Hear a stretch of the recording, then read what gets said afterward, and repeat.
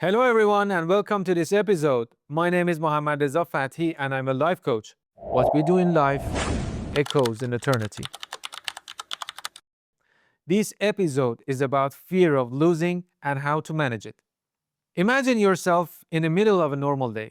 Your phone lights up, a short message, a calendar update, a quiet "we need to talk," or something even smaller, a reply that feels colder than usual.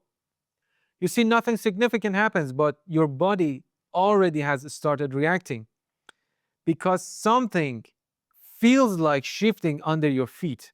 Your attention gets sharp, your chest tightens. You read the same line twice, not to understand it, but in an attempt to control what it means.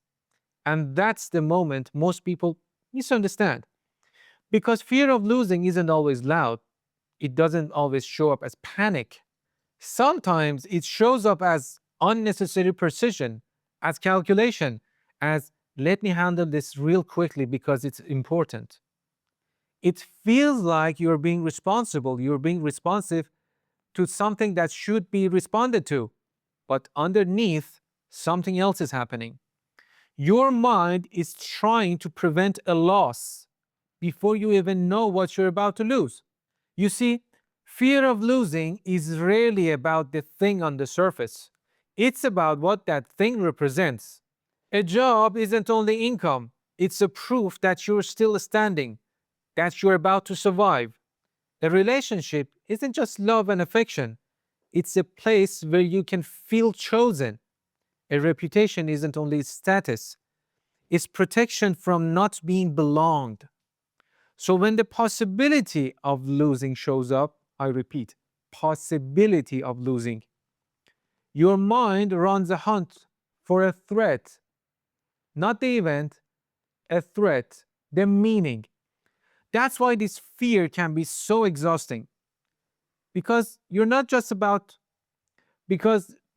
protecting a person, a position, or a plan, you're protecting your whole existence all the time. Imagine being a guardian of your foundation 24/7.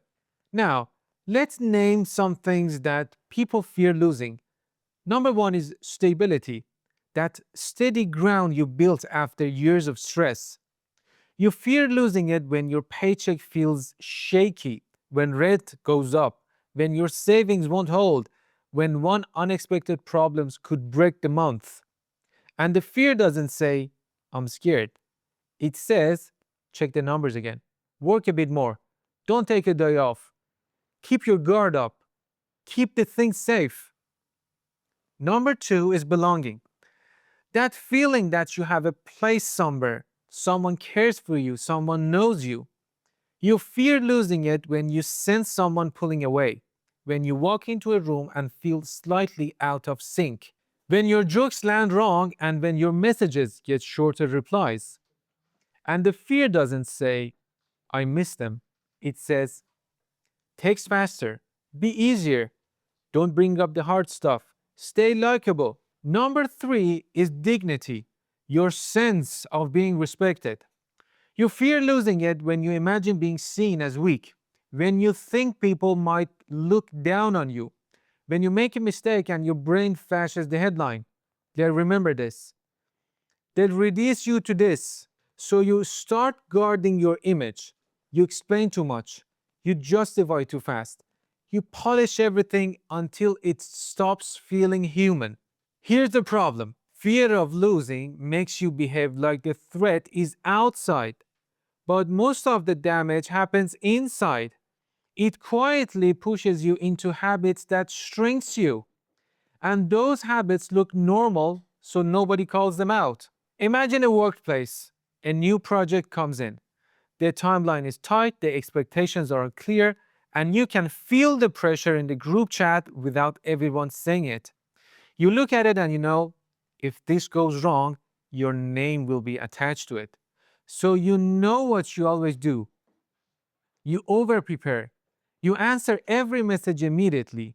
You volunteer before anyone asks. You take the messy part just to make sure it's done right. From the outside, it looks like excellence. From the inside, it's fear. 2 weeks later, you're already tired. Your patience is gone, your sleep is lighter, your tone gets sharper. People think you're stressed, but you know the truth. You weren't protecting the project, you were protecting the feeling that you're still valuable. Consider a relationship. Most relationships doesn't see any significant fights or betrayal or dramatic moments. It's more subtle than that. They take longer to reply. Their voice feels distracted. They stop asking the questions that they need to be asked, and the nervous system picks it up. So you switch modes. You become agreeable, extra helpful, and easy.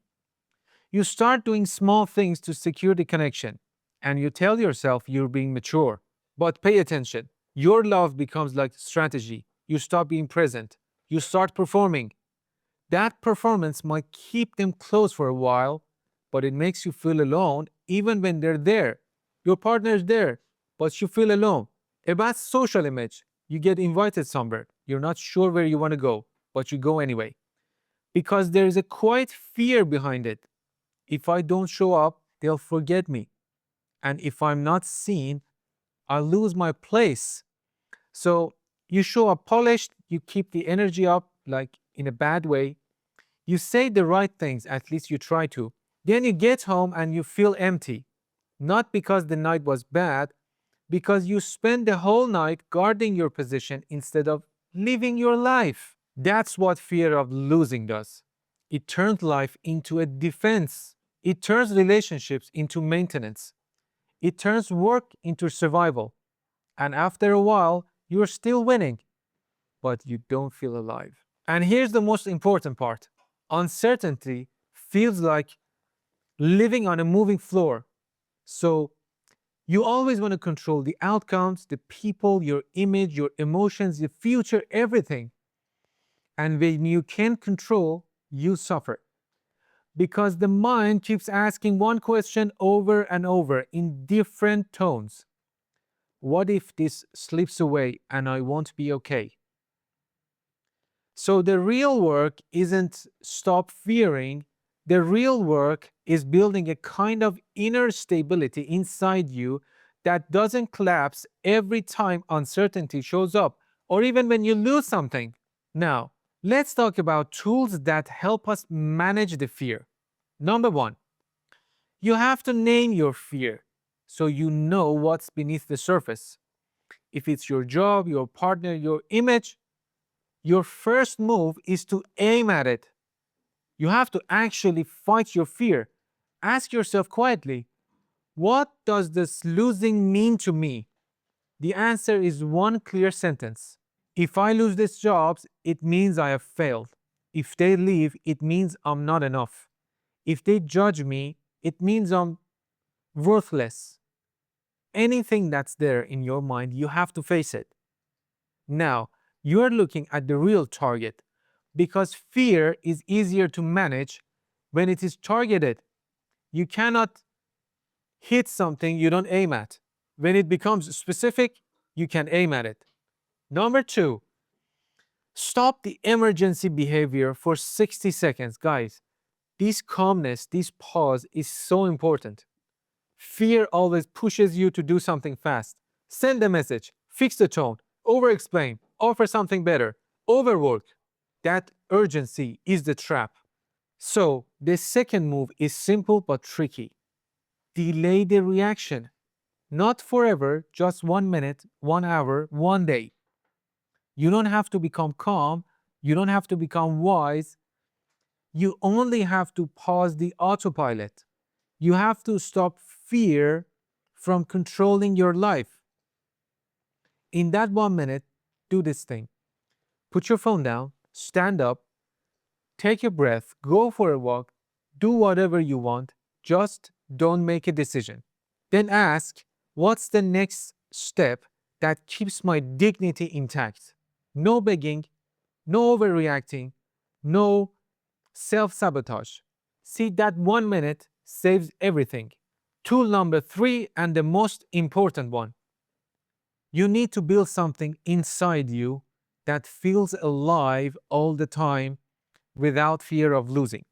You see, in life, we might lose things. We might lose our parents, our jobs, our income, our customers, our health, our youth. Anything can go away.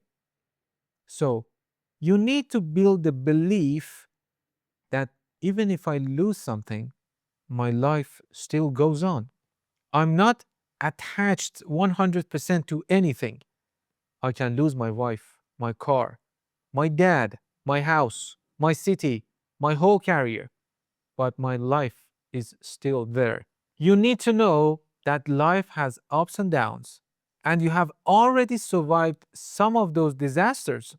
So, why don't you just build that belief inside you like a lantern that lights the way even if you lose something?